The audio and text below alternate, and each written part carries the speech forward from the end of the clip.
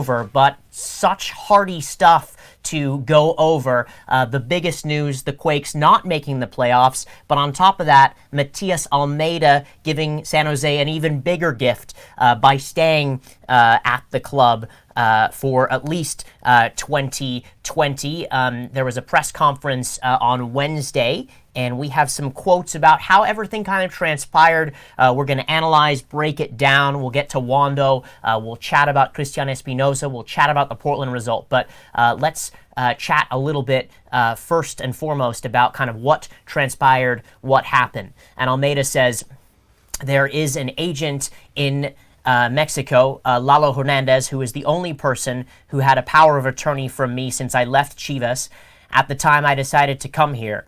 During the season, I had offers from clubs and one South American national team, but my mind has always been here.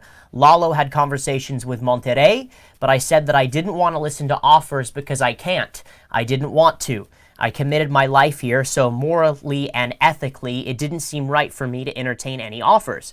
Monterrey is a tempting club for any coach.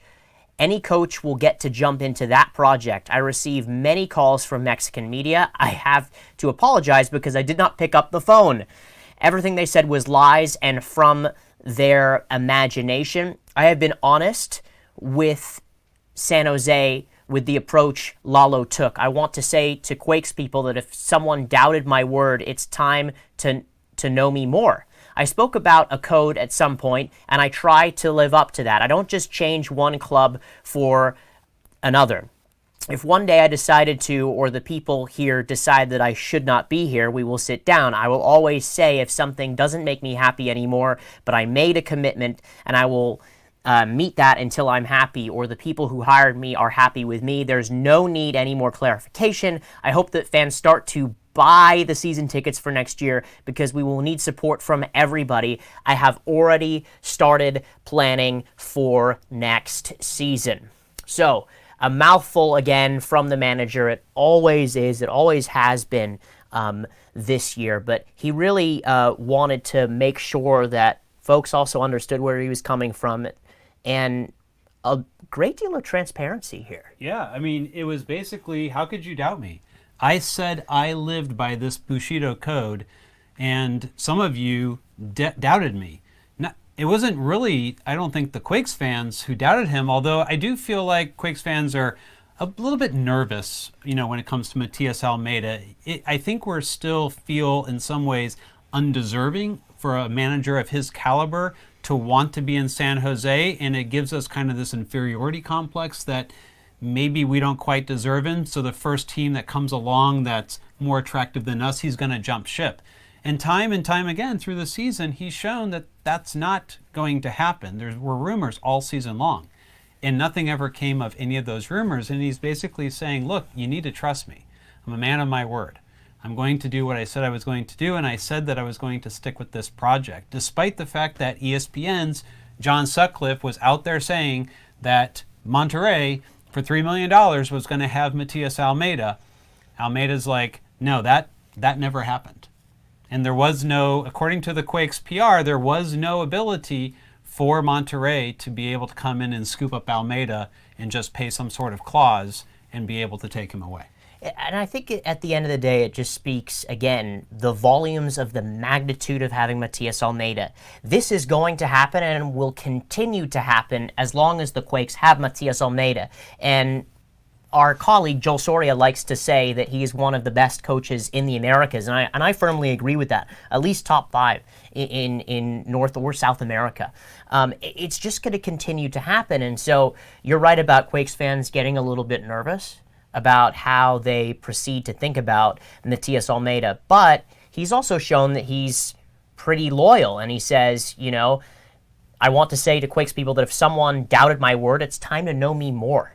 I mean, that's kind of the direct challenge to asking them to buy in a little bit more to what he's trying to do, also at the end of the day, right? Right, and I think this code that Matias lived by, it's not just something that he wants to portray to the fans, he also has it to the players.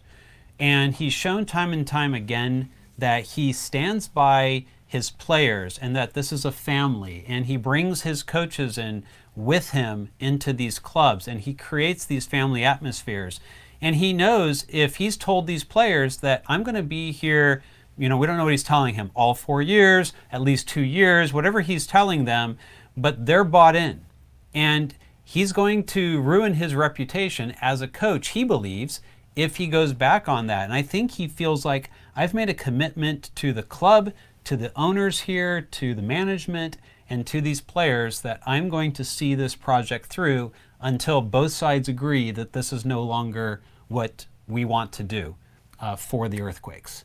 And, so it's at least 2020, and who knows, it could be 2021 and 2022 at this point. Depends on, I guess, how 2020 goes and where both sides sit by the end of the season. Yeah, I would only think that he would potentially leave for the Argentine national job or the Mexican national team at some point, or maybe another stint at Chivas at some point. And I've made that pretty clear on the show before. I mean, he was talking about World Cups, and for those folks that are watching, and you might want to just keep your eye on Argentina and how they do, and that job I'm assuming he's going to have at some point. If it's a year down the road, if it's 5 years down the road, if it's 10, who knows? Yeah. But that is something to kind of keep your eye on. And you're right about commitment. He is saying, I made a commitment and I will meet that until I'm happy, or the people who hired me are happy with me. There's no need any more clarification. And he really did a fine job at this press conference, clearly also, being to the point and being on point about what he wanted to do. Yeah, and he said there's no more clarification needed with a smile. It was like, is that good enough for you? Can we move on now? Can we put this behind us? He was really actually pretty smiley, pretty jovial. He wasn't coming in just kind of like attacking with these comments. He was really very laid back. He came in with the ball cap on, turned backwards. It was a very casual press conference. He basically came in, sat back, and said, what questions do you guys have? And this was the first question. Are you going to Monterrey or are you staying? And he answered it head on. And I don't think that Earthquakes fans, and I don't think the players or the management could have asked for a more direct response than what he provided. Yeah, I mean, what do you guys think? Feel free to ask us some questions, put in the comments. I'm assuming the majority of folks are fairly happy with the manager staying. I think it would be a really big loss, and back to the kind of stormy waters, the rocky road, if you will, if he were to have left. I don't want to hypothesize too much down that, but it would have been completely detrimental to the club. And actually, I was chatting with a source inside the club and texting all this week, someone that I used to work with, and they said that they were pretty hopeful, and that that they were kind of putting their best foot forward, everyone kind of chin up in the office, that right. Matias would stay, and that all paths were kind of leading towards that direction. And again, it's nice to see that the manager came out in the press conference and was able to set the record straight about how he felt. It seems like there was a question in everyone's mind except for Matias Almeyda. Is Wondo staying? Is Espinoza staying? Let's get to those crucial pieces as well. And here's what Matias Almeyda had to say about Chris Wondolowski staying at the club. He said, Wondo has an offer to continue with the team so he can retire as a player of San Jose. This is not a guarantee of playing time, as it is not for any player in my team. We showed why he played when he did, and he was a great professional when he did not play. Again, pretty to the point, and clearly Chris Wondolowski had another remarkable year.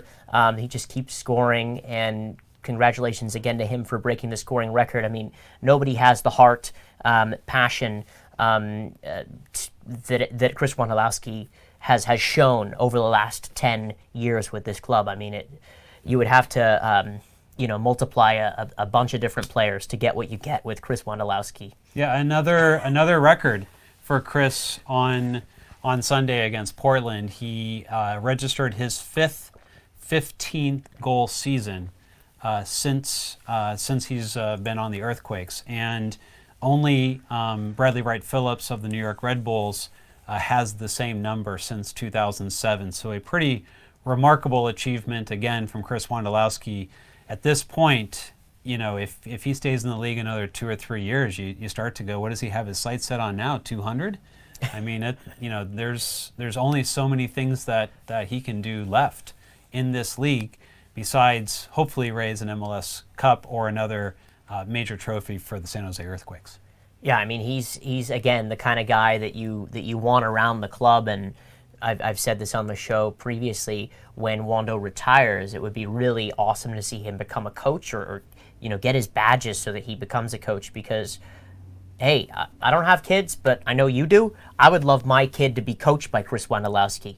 I mean, pure goal scorer, high soccer IQ. He's been around the game for such a long time, and also this blue-collared ethic where you're not in the team, you're in the team, and then all of a sudden you get your chance and you're playing in reserves at the Houston Dynamo, and then you come to the San Jose Earthquakes in 2009, score a goal in the 90th minute against Kansas City, and that just kind of set everything aloft. And this is a guy that's worked his tail off to be where he is, and so the Chris Wondolowski story is something that I would tell my kid, and certainly I would love to see him be a coach one day, either in youth soccer or with the Earthquakes, right? Right, absolutely. I mean, I've had the privilege of having, a 14-year-old who has grown up with Chris Wondolowski on the San Jose Earthquakes, who from the time that he began playing soccer, he's been able to go to Earthquakes games and watch Wondo play. My only sadness is that I have a 4-year-old who's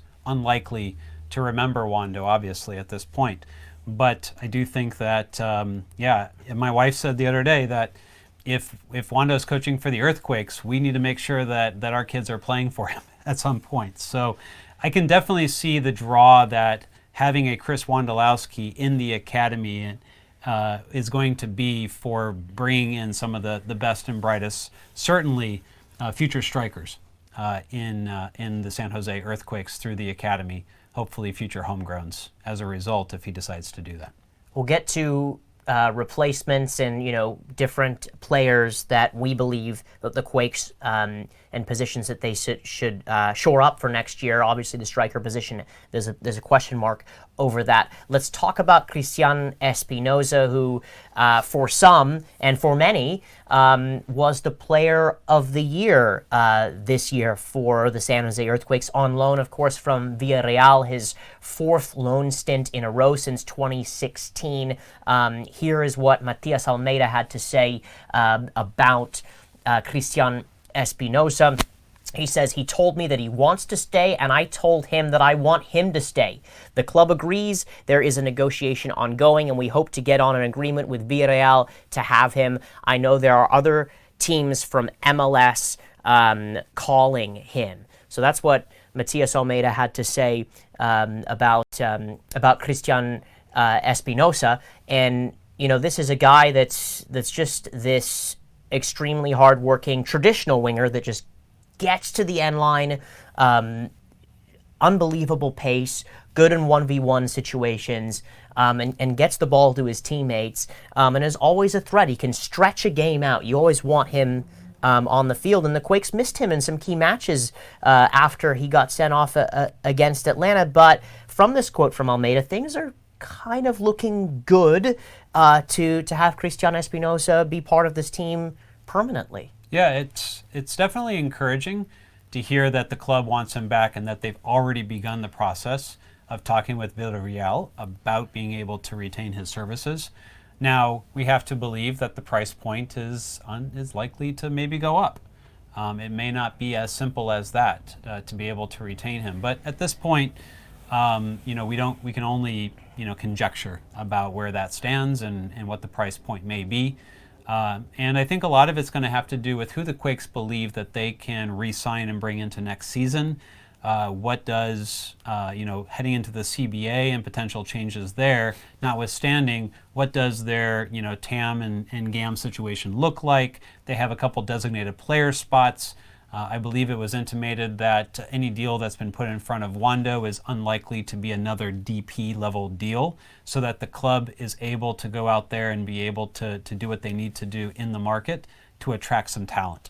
And so, that may give them more room to be able to sign him. They may be able to bring him in as one of those DPs and just decide that they're going to make an investment on him as one of those top level DPs. I think what's interesting is the comment that Almeyda knows there are MLS teams that are after him and that want him. Can you imagine the Earthquakes playing next season against Cristian Espinoza? That's almost a scary thought, seeing as what he was able to do in Almeyda's system. What's also fascinating to me about Almeyda is he's got that ethos that Almeyda's looking for.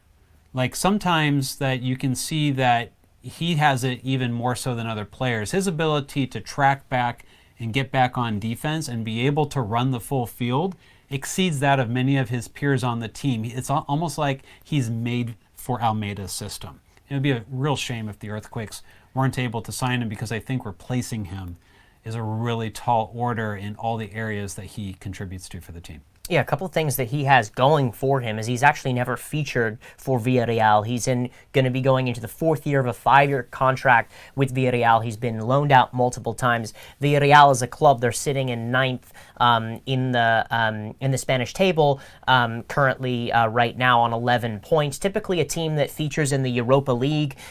You've seen them go far. They were in a Europa League semifinal just a couple seasons ago. And so they always challenge for Europa League spot or for a Champions League spot, but he's never actually featured for Villarreal. And so he, in one area you could say, you know what, hey, like, let's get this guy off of our books.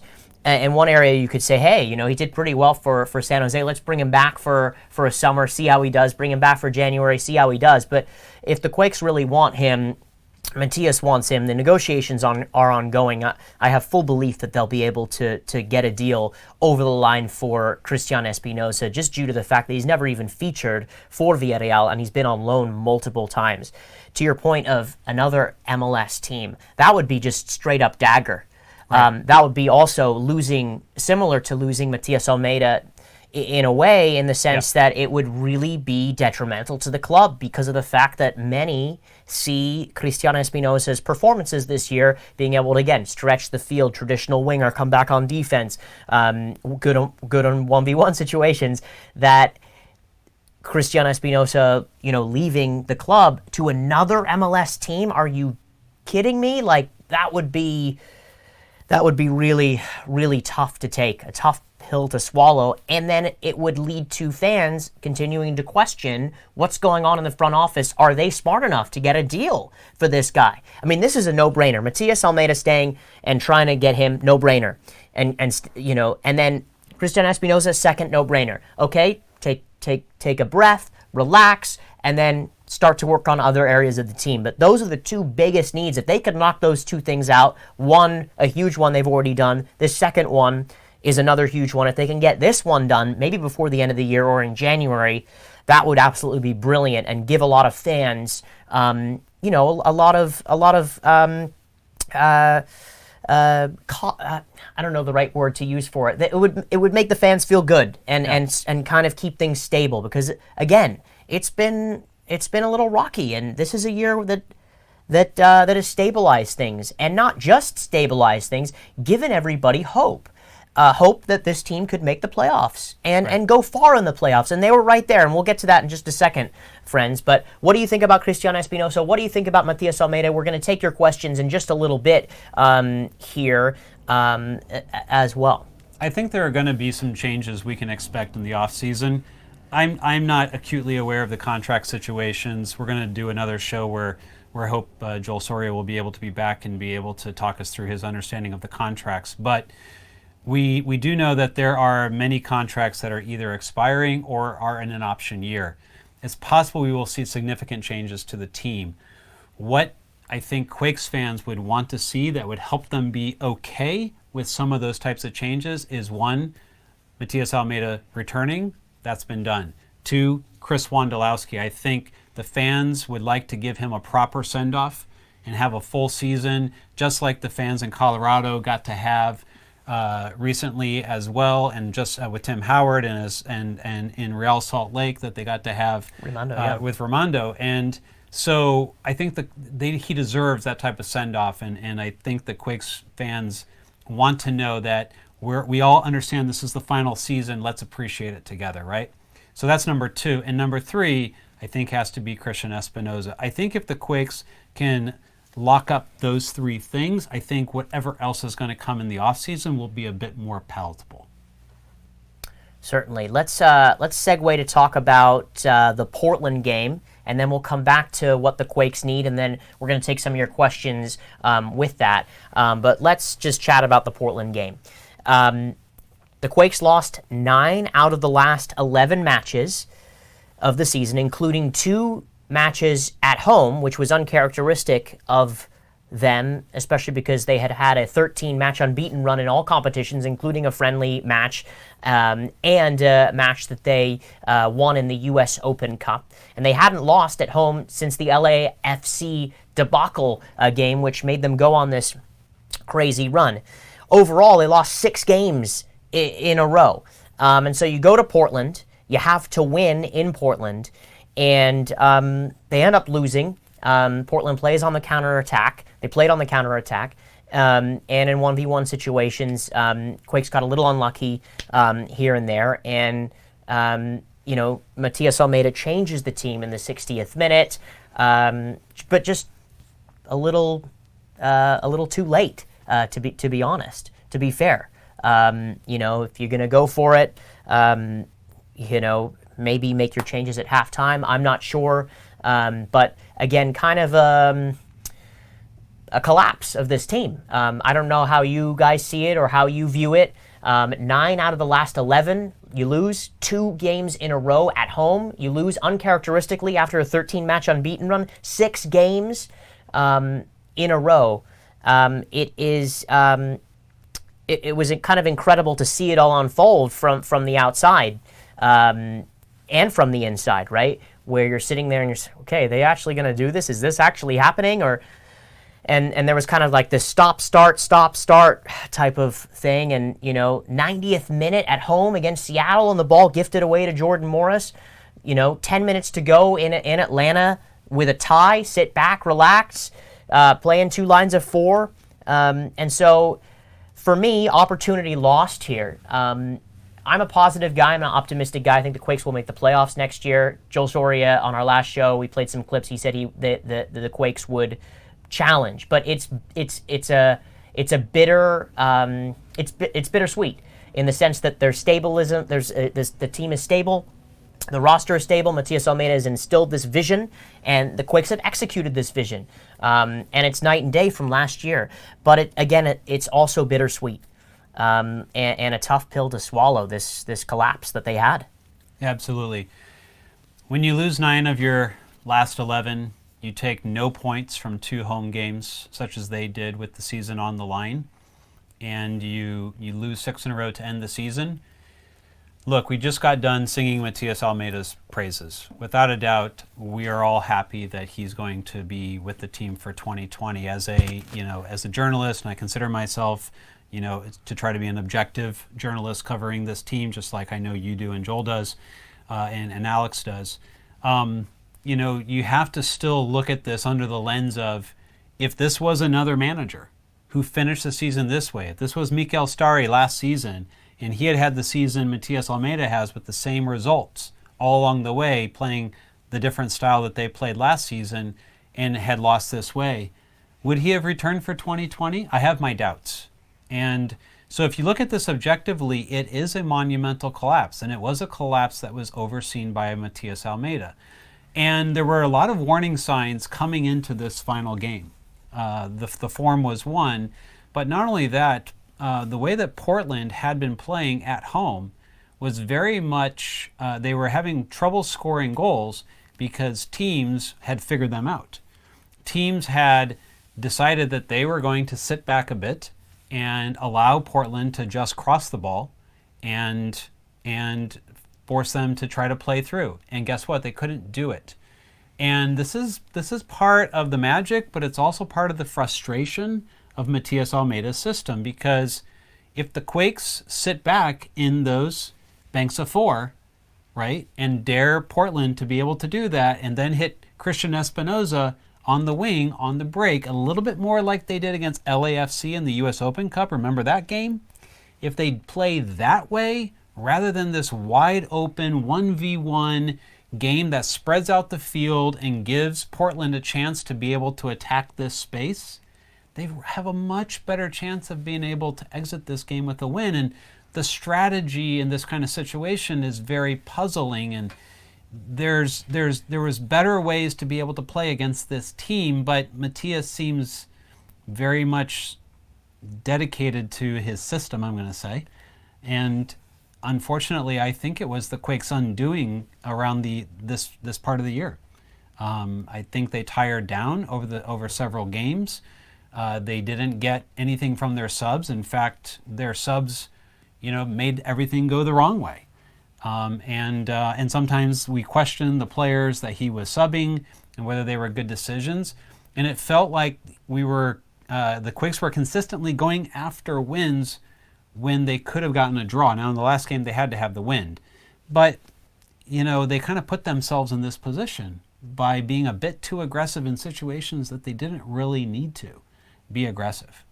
Yeah, I'm not a person that's typically in favor of getting a draw, but in a situation like this with a team that's having this amazing rebound and renaissance under this manager who, clearly knows his stuff and is magnetic and electric and is just full of character, the accomplishment of even getting to the playoffs and maybe winning a game on the road and having some time to prepare would have even put this thing over everybody's wildest imagination.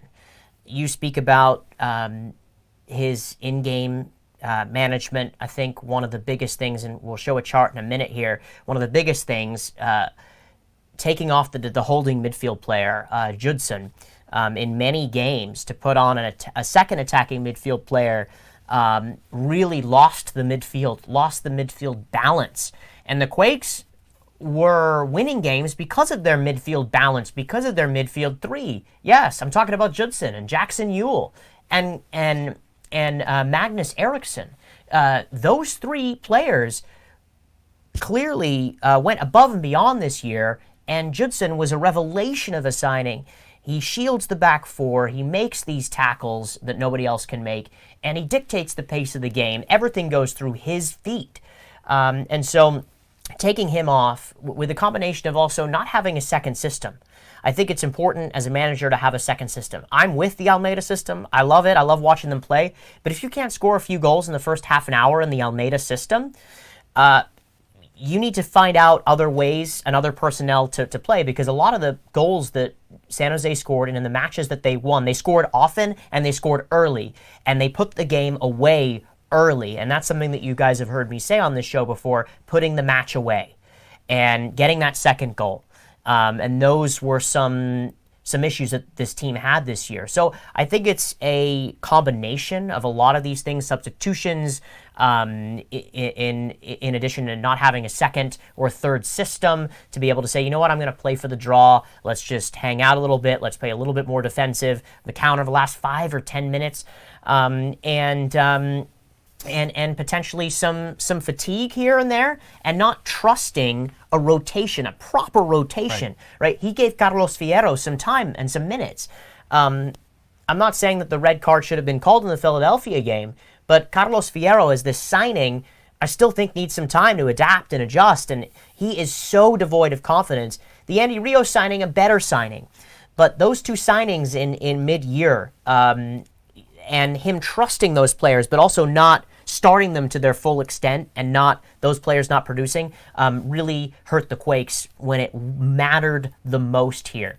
But there's always silver lining to this, right? Yeah. There's more information that we know, and that's they need some more depth. He needs to to rotate his squad a little bit more and have a second or third system. And Judson is the man. He's the heartbeat of this central midfield with Jackson and with Magnus Eriksson, should they renew Magnus's contract. Absolutely. Well, why don't we bring up one of these charts here just to give a sense for kind of why we feel this was super important. So I believe this first chart that's going to come up is going to be regarding the points change after the first substitution since August 1st.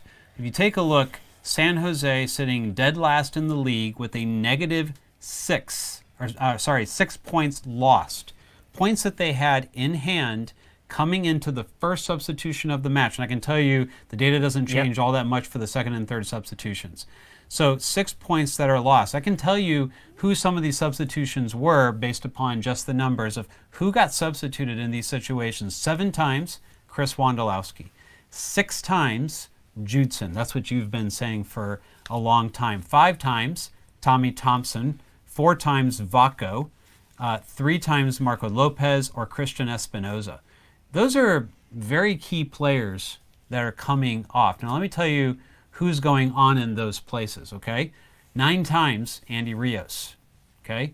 And of the times that Rios was on the field, -3 points. So in other words, they lost 3 points after Rios stepped onto the field.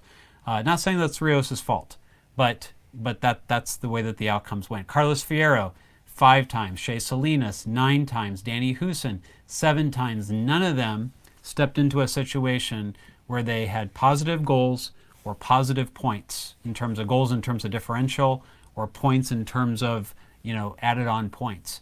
And so you have to question, we saw this trend games ago. You and I and Alex and Joel, we talked about it on this show about the problems with the substitution patterns, but nothing changed. It was the same thing every single time. And it's like beating your head against a wall because, it's madness because nothing's going to change. The other chart that we have here, I believe, is in terms of goal differential. Now, there's only one team worse than the Quakes in goal differential since August, and that was Sporting Kansas City. And for good reason. You may remember that they lost a game to the LA Galaxy, something like 7-1. Correct. So I think a lot of that came from that one game. If you take out that game, all right, the Earthquakes also had the worst goal differential after the first sub since August 1st. And that, by the way, that August 1st game includes a home game against the Columbus Crew. So we're talking 5 home games over this stretch in addition to the away games. And that's a -8 goal differential after their first substitution. Something has to change for next season. And I think we're going to get into some of these changes of what needs to happen next season, but something has to be different in order for the Quakes to not repeat this problem. We talked about this back, and I believe it was after the friendly that was at where we had a show at Avaya Stadium, and I believe we had said one of the things that is concerning about a Bielsa-style system with this type of high pressure is the propensity for teams to burn out by the end of the year. In order to avoid that, you have to have a deep bench. In order to avoid that, you have to have players that are in shape and are able to withstand this type of rigor.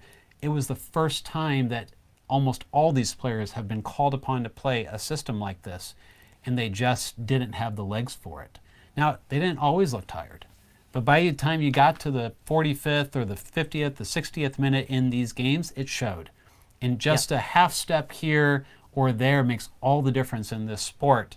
And, I do feel like that the Quakes did burn out, and we were worried about it, and we talked about it, and we said all these away games and the Bielsa-style system, this is a concern. and unfortunately turned out to be true. No, it's funny because these players were saying this is the fittest that they've been. They went to Cancun in the beginning of the year to train and get their fitness level up, and I certainly saw a little bit of fatigue here and there. But I think fatigue, in addition to squad depth, and failure to. Failure to rotate the team in some games where you might be able to get a tie or, you might be able to hang in there, but fully rotate the team so that you can give the guys ample rest. Granted, the red cards, to Wondo and to Cristiano Espinoza was a little bit of rest for those guys. But again, you would like to see a deeper bench, someone coming off there, someone being able to be the super sub. And I think at some point Shea Salinas, for a lot of fans, was that person.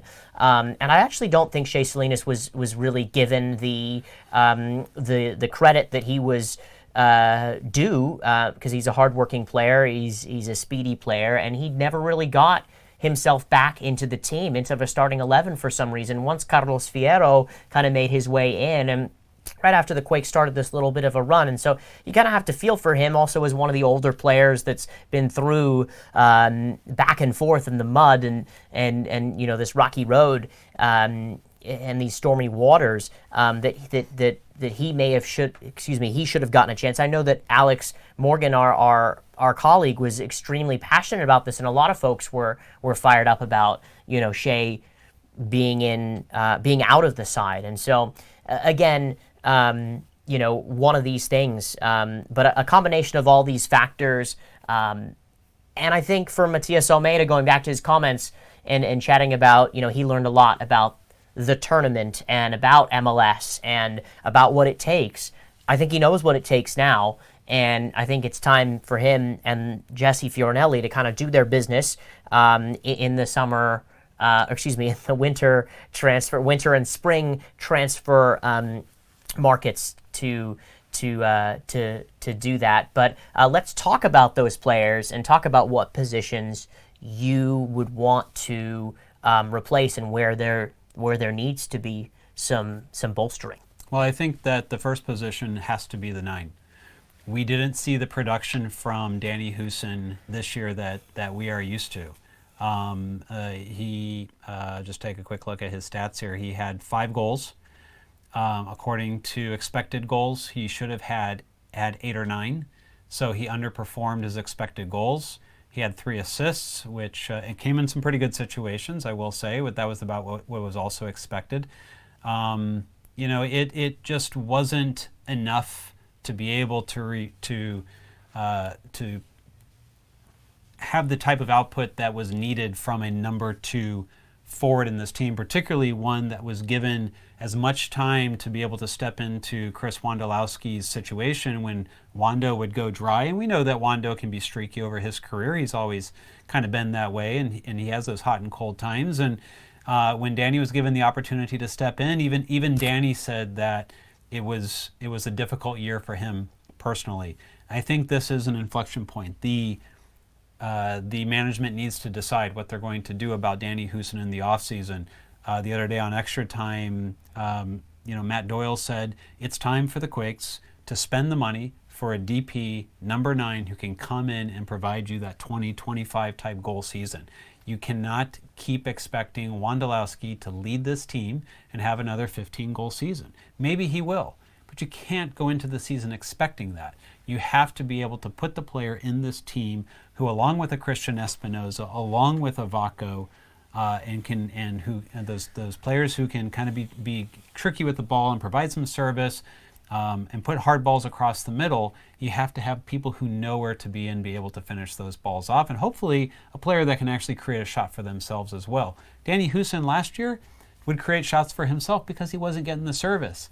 This year, the service was there, but he was neither finishing the service nor creating a shot for himself. Yeah, I completely agree with you on the striker situation. I think that's probably going to be the number 1 target. And I would assume that having a player underneath as well is still another target. Granted, I think that Magnus did a fine job at that role and, asserted himself in that position. But the last number of games, talk about a position that needs to step up as well, right underneath that number 10 role. I just don't know if that's the right, if he's the first choice guy there. I can see him as a second choice player coming off of the bench and being very strong and managing a game and playing through him and having the ball go through him and then out wide and then playing the ball through him and switching the field. But I'm not so sure, especially in this Matias Almeyda system. If you have a good 9 and 10 in this system, wow. And then it's also I also think another outside back could do them some good, or the outside backs continue to develop. And I do think Marco Lopez is the first choice left back moving forward for the San Jose Earthquakes. You guys can correct me if I'm wrong. Who do you guys like at left back? Would be curious to hear your guys' thoughts on who you think should go or stay, or what other position. But I certainly think the outside back positions, obviously a little bit more maturity there with Tommy and Nick Lima, as well as Marco Lopez, and we'll see what Shea Salinas gets. Is he a left back? Is he a left winger in this system? Does he get left out? Does he go to another team? That's always a question mark as well. Going in. I think the front three, the wingers up there are fine. I think, Carlos Fierro will stay with Vaco and Espinoza, who will be first choices. And then the question mark is also over Shea Salinas. But certainly a 10 player that can unlock, player that's a little bit more technical as well, in addition. And then speedy, a little speedier than Magnus Eriksson. In addition to Vaco and Espinoza, could really do the Quakes some good. But I think that they've got mostly the back line sorted out, most of central midfield sorted out as well. Maybe one other backup in the box-to-box role and dynamic defensive midfield positions. But those are kind of my roster changes if I were to make any. Yeah, Magnus Eriksson, there's two players on this team who I think are kind of Swiss Army knives. I think that's Magnus Eriksson. I think it's Flo Youngworth. I think you can do a number of things with either one of them, and they're going to be at least average or above average in those spots. Magnus Eriksson this year led the team in key passes, 101 key passes. He had 6 goals, 7 assists. He passes at to me, he's a very aggressive passer, but he actually passed above his expected for the season. He passed at 78%, which was actually, I believe, if I remember right, higher than his 2018 number where he played on the wing and he played in a more central position. So I feel like Magnus was smarter about his passes. I think he learned the league a bit. The Quakes have also already pretty much factored in the transfer fee that they paid for him initially to get him into the league has already kind of been paid out through the way that the salaries and transfer fees work in terms of his slot. So to me, it's a lot cheaper, I think, for the Quakes to be able to sign him for depth than it is to try to replace him. And I would like to see him back in the squad because I think he can play on either side and he can be a number 10 when you need him to be. He can also drop back and play alongside a Jackson Yuell or a Judson in a pinch. And he's shown that he can be adequate in all those situations. I think this is a good time to look at an investment for a true 10. It's either that or really look at Vaco again as potentially the number 10 and replace Vaco on that left wing with a similar speedy type winger, another Christian Espinoza who can really kind of attack from that side. I don't believe that guy is Carlos Fierro. I think they're going to need to look elsewhere for that. But that might be a good DP type option as well. Flo Youngworth is another, I think, question. Are we going to be able to retain him within the team next year? I think looking at that with Joel and the contract situation would be something that we probably want to cover. But you've got an aging center back core there. When it comes to Guram Kasia, you've got Cummings, who started the season strong, and then had some problems with Panama and never regained his confidence. And Matias never put him back on the pitch after he returned from his last national team duty. So you have a big question at center back, in my opinion. You need a third center back. Francois Affelter is clearly not the answer, or otherwise he would have been given the shot. I think we've probably seen the Affelter for the last time in an Earthquakes uniform, if I had to guess. So that means 2 center back signings needed in the offseason. I agree with Marcos Lopez. Keep in mind how much the Quakes went through and spent in order to be able to get him.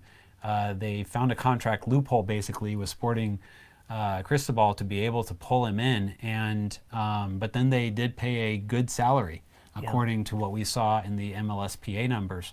So it'll be interesting to see what the Quakes do with a lot of these backline situations. Gregory Cohn writes, I feel the needs for next season include a more efficient scoring option, a fullback, and team speed throughout. Your thoughts? I agree with those thoughts, Gregory. I think that scoring position, especially with an aging Wondo and with Danny Huson not being as confident as always, the Quakes certainly should be targeting a number 9, a center forward, out and out player, a fullback. I go back to, where I stand on that was I think there needs to be some maturity out of the fullbacks. Tommy Thompson, Nick Lima, Marco Lopez, and is Shea Salinas a fullback? Is he not? Etc. Paul Marie, where does he stand? We haven't even said his name. Does he stand within those 4 players? Or is he a winger as well? You saw Matias play him as higher up the field. And you've also seen Tommy play higher up the field.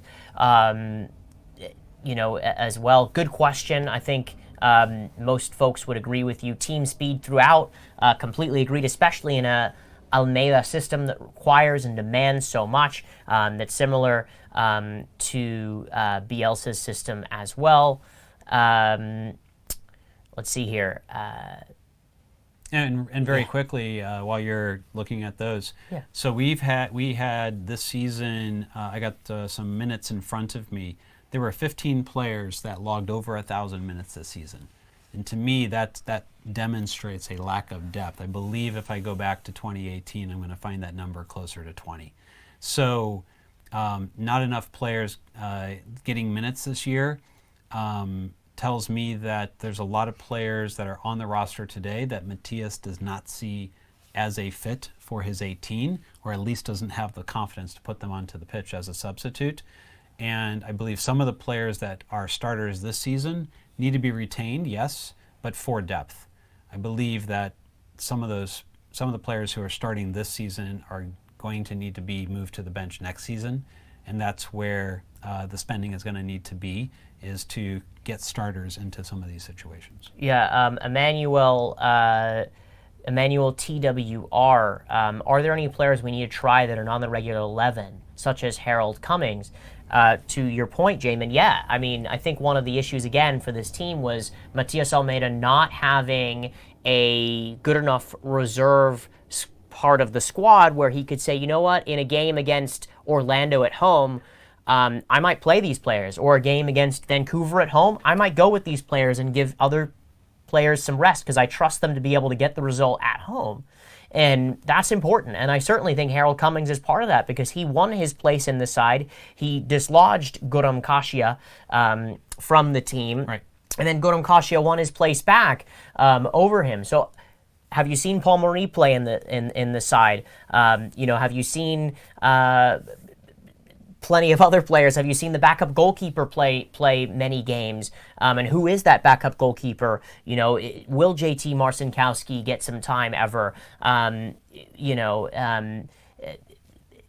What does it look like from some of the academy players in there? I mean, Cade Cowell got a game at some point and scored off 30 seconds off of his debut. So more of those players being given some minutes, and Matias Almeyda trusting some more of those players would allow him to rotate just a little bit. I'm not talking Rafa Benitez rotation here, where you completely rotate the team in every single competition and every single match every other week, but I'm talking about just having a few changes to the team, and in a game against a team where you feel like you're going to beat them, especially at the end of the season or in mid-season, you're going to have to change the side and keep up the intensity. This side and this system is intensity. It's not sitting back and relaxing and trying to hoof the ball over the top to get a result.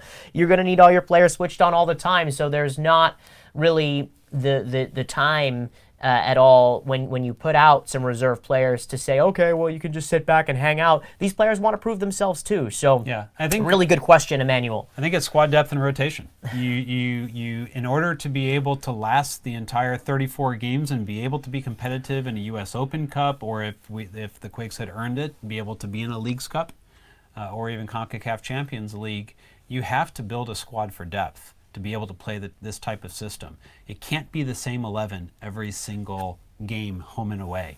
You have to look at the schedule, see, okay, we're going to be playing 3 games over 8 days. We need to rotate part of the squad. We need to leave some gas in the tank for the stretch at the end of the season, particularly looking at that schedule and knowing much of that was going to be on the road. And I just think that there were not enough decisions made to bring in players such as Harold Cummings as a good example, or Paul Marie, or how about Luis Fernandez, who we saw a lot last season. Clearly, Eric Cavillo. These are players that have shown some promise in the past, but didn't really get their opportunity early in the year. Saeed Haji, after the first few games of the season, didn't get any more time, and it's the reliance on the same players over and over that I think is the biggest concern. Kind of surprisingly, the Quakes really didn't have injury troubles. And they were able to go into the last game of the season with their, choice 11. And unfortunately, against a fairly depleted Portland side, no Brian Fernandez, no Diego Valeri, couldn't get a result against a team that wasn't fielding their best 11. And that, to me, is emblematic of the problems of the team at the end of the season, and just showing that if you can't keep up with a second-choice squad of the Portland Timbers, who weren't a hot team, who weren't a well-playing team, you're just not really doing enough squad rotation and rest for the players. They're not able to give you everything that they have in the last part of the season. Nathan Zaragoza, really good question here. Any analysis on Nick Lima versus Tommy at right back? Obviously, Nick didn't have the best season, but I still believe he holds much more potential at the position than Tommy, and could be the starter in that role at that right back position. I think Tommy Thompson is the solid choice. He doesn't make a ton of mistakes back there, and Matias Almeyda clearly trusts him. And so he's the right back for now, until Nick Lima is able to get himself into an area where he's getting up and down that line, showing more of his athleticism, being able to get into the attack a little bit more, then he's going to win that position. And maybe even scoring from the right back role, or maybe having a couple more assists from the right back role in that realm. So I think for Nick, I don't think it's too hard to win back the spot. I just think that he needs to continue to show on the attacking front, shore up the mistakes, because there were a couple mistakes here and there, and I think Tommy Thompson's the guy on the at right back for now. But I definitely agree with you, Nathan, that Nick Lima could be the starter further down the road. But I think a good offseason for Nick Lima, and we'll get to the national team call-up in just a second, will be something that will come to fruition for him. I do believe that he's a player that will put his head down and go to work for this manager, this style of play, and get on with it. I know there's been some criticism of Nick, but I think that I think he's here to stay, at least for a little bit. And he'll continue to prove himself. He needs to improve some of his 1v1 defense, and he also had a penchant for losing his man at times in the man marking type system, which is a massive detriment. This isn't new for Nick Lima, by the way. If you look back to 2018, and if you watch him objectively, yes, he was better than other players in the backline in 2018, in a backline that did not perform well. But if you watch him objectively, he has issues one-on-one. He has issues losing his man, and in a man-marking system, that's death. And I think that's what Matias was seeing, and didn't feel comfortable with him. Let's talk a little bit about the U.S. men's national team. Jackson Yueill and Nick Lima called up for the CONCACAF Nations League, which is similar to the UEFA Nations League. And they're going to be playing against Cuba and then against Canada. They're in the squad, and I think it's a good thing. I think it's good to always have your players called up, whether they start or not. It's important to have them with that other group. It's important for them to bond with other American players and have a go. I certainly think that Nick is going to use this to get his confidence level up. And I think the world is Jackson Yueill's oyster here. I mean, he was in the side the last game out. Was against Colombia, was it? Yes. And he started in the number 6 role, which I don't think is his best position. I think he's even better box to box, providing through balls and really being that conductor of the orchestra there. But again, I can't ever doubt this. I mean, out of season now, I think it's a good thing, and these guys should get plenty of playing time if they can get themselves into the team over the MLS guys, because the MLS guys, have big matches to play in a few weeks when the playoffs start. In a Berhalter system, the number 6 is a very key role. And he looks for someone who can hit the long switches, who can play out of the back, who is comfortable under pressure. All qualities that Jackson Yueill has. And Berhalter's system looks for a more offensively minded number 6 than many other systems do. So I don't think he looks at the potential defensive liability that Jackson Yueill could be in that position as a big problem, at least not at this point, not against teams like Canada and Cuba. A great opportunity for Jackson Yueill. Nick Lima is in an interesting situation. We've talked about the crossroads that he's at here. I believe that he's only in the squad because Sergiño Dest turned down the U.S. and turned down the Netherlands, by the way.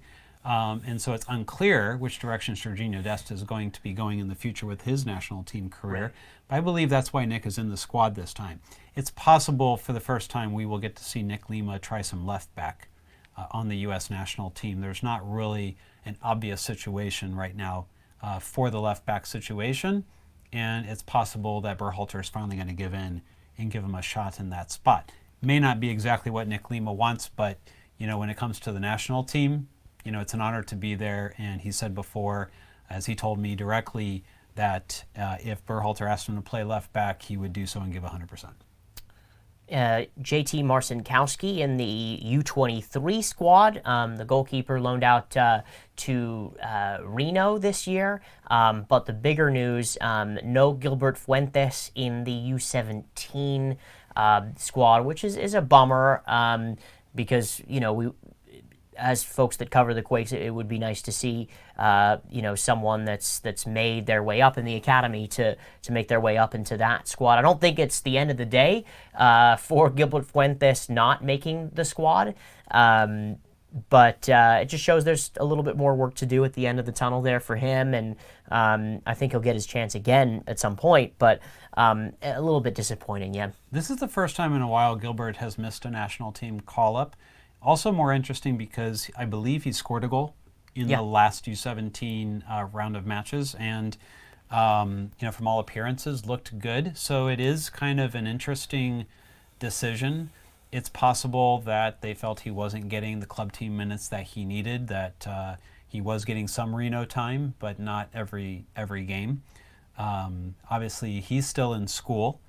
He's carrying a huge load. I've talked to people within the club as to his schedule and the craziness of that schedule with potentially Reno games, Quakes practices, his school schedule, everything else that he has to carry is more than what you expect of a traditional athlete who is focused on a professional soccer career.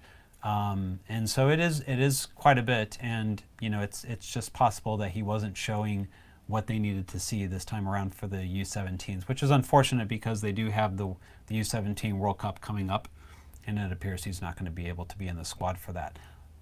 It's possible we could see an injury or something else that would give him that type of opportunity. I'm not going to rule it out, but at this point it doesn't look good for Gilbert, who's, I'm sure this has been a dream of his to play in the U17 World Cup, and we do feel for him that he didn't make the squad. The final question that we have here, until we'll go to little notes and thank yous, etc., is from Lucas Gloje, and he writes, what are some realistic goals to set for next season? Lucas, if that was the incorrect pronunciation of your name, please let me know. I try to get the pronunciations correct here. It's very important to us when chatting about our game here. Realistic goals. You at least got to make the playoffs next season, and I think you got to make it into the top 4 given some investment that's going to be put into the team as well from Matias Almeyda and Jesse Fiorinelli and those choices. I think you got to see if you can get back to the run of form that you had in the spring and the early to late summer. That is for sure a goal. And maybe even challenging LAFC a little bit here and having some games where you're in it against them, because they're going to come back just as strong next year, if not stronger. And same thing with LA Galaxy in the West. The LA Galaxy clearly taking note and not even having the home game and blowing it on the final day. And so those teams are going to come back stronger too, being able to rival those. So I think those are realistic goals, a top 4 place, especially with some investment in the team. And, giving the both LA teams a run for their money. And then at the end of the season, not flaming out, not burning out, and having a little bit of squad rotation and having some depth in the squad. I think those are realistic expectations from me. Maybe a little one step beyond. Maybe we're thinking 5, 6, 7 again here for next season. But you got to be thinking a little bit higher now that you're in Matias Almeyda, year number 2, where he is going to change the team and change the squad. He regularly does this. He did it at Banfield. He did it at River Plate as well, where he does change the squad. I think we will see a lot of changes for folks that are not on contracts to see if he can bring in some other players that fit his system. So I think we do have one more quote from Matias Almeyda. If Jason, you can help us pull that up, because he did kind of address the topic of players here.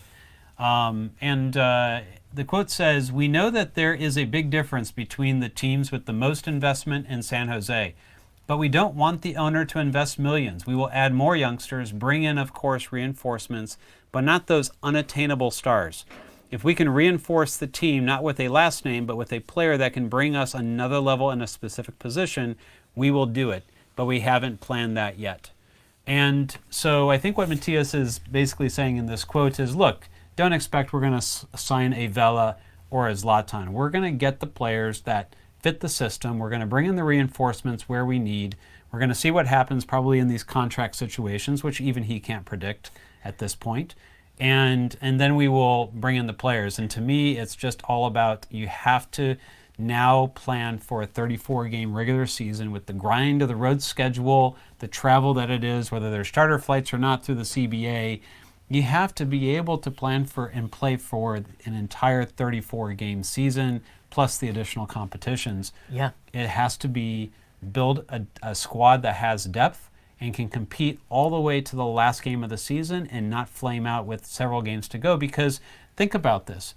If the Earthquakes had not started the way they had, and they needed time to learn the system, but they lost those first 4 games, 3 of which were at home, and then you ended the year with those nine losses in 11 games, basically, 6 points over your last 11 games. If you have a squad that understands the system from day one, and if you have a squad that can play to the last game of the year, how good could this team have been this season? They could have been easily number 2 in the West. That was attainable. And even Matias in the press conference said, we were number 2. We were pressing for that. We were trying to be number 2 in this conference. And we ended up in 8th. And so it has to be, we're going to play a full season. We're going to be able to compete from the first game to the last game. And I believe if the Quakes can do that and stay more stable and less up and down, I think there's a good chance that, 3rd, 4th, 5th is probably a fairly realistic number. I think we should expect LAFC to maybe not be quite as dominant, but to probably hold that top spot. And then it's probably going to be a dogfight, just like it was for most of the season for the rest of the Western Conference. And welcome in a new team. Yeah, I think the future is so bright for the San Jose Earthquakes and this squad. And if you're a fan and you're wondering what can you do or what should you do, or now that Matias Almeyda is here, continue to talk about why Matias Almeyda is important to you and important to the club. Inspire others to go and watch the matches, help the club get more people in Avaya Stadium. I know there's a lot of folks talking about attendance issues and such, and it's also about having a good experience and enjoying the football and having a beer, having a drink with your friends. But if you're asking yourself, what can I do? I love this club so much. Is there anything that I can do? It's go to the stadium. Inspire others to do the same, because Matias Almeyda has instilled such a different swagger and as you said, Jamon, ethos to what's going on in San Jose. And if they can keep him, which I think that they will do for years to come, at least for this for this next year and the year after, you're going to see a lot of good things continue to happen, in San Jose. Speaking of good things, we want to kind of gently wrap up with some really cool things happening in the global football world. So for those folks that don't know, the Islamic Republic of Iran, who qualifies usually for the World Cup, did not allow women into their stadium to watch their national team over the last number of years. And then there was a supporter that named #BlueGirl that dressed up to go to the stadium, and unfortunately she was arrested and set herself on fire because she was found out to be dressed as a man to go to the stadium. Well, today, earlier, Iran played against Hong Kong in a World Cup qualifier match, and there is some footage of all the women that were allowed in the stadium and got a chance to enjoy the football. We are an inclusive show, and we stand behind that in a genuine, legit way. We're not fake inclusivity here.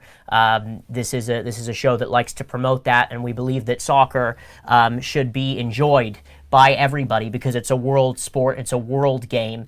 We all support our different teams, and some people can get tribal about certain teams and this and that, and there's banter, but at the end of the day, we're all football fans, and that's important to remember. And so we just want to show this quick clip here of the Iranian female supporters enjoying and clapping on their team here.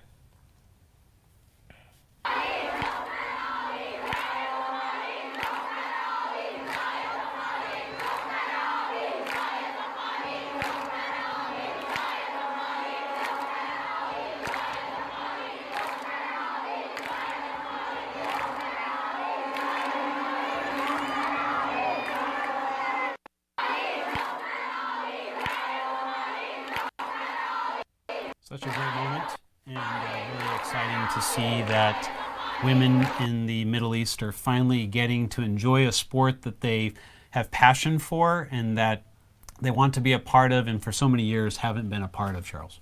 Yeah, it's an amazing story, and I'm glad to be able to make sure that folks know about it as well. And if you are inspired by this story, tell other people to share that story as well. Just on a other somewhat of a somber note, but an inclusive note here to our work colleagues, Alex Morgan. He couldn't be here tonight because he's actually going to be doing a speech here for Sheryl Sandberg at his school, and he's going to be introducing her to his school, so he's practicing for that important day. And then Joel Soria, unfortunately, had a death in the family this week. To his grandfather, who is 82 years old. Joel, also named Joel Soria, and Raul Rodriguez writes, "My condolences to Joel Soria and the entire Soria family." I spoke with Joel on the phone for about 15-20 minutes yesterday, and he wishes he could be here. We will have another show for you coming up next week to wrap up the season. Some more details, stay tuned on that. And then we'll have some supplementary episodes with some interviews. So those will be some taped interviews. They won't necessarily be live shows like we're doing now. But what would you guys like to see? Please like, please comment, please share, please ask us questions. This is your show too.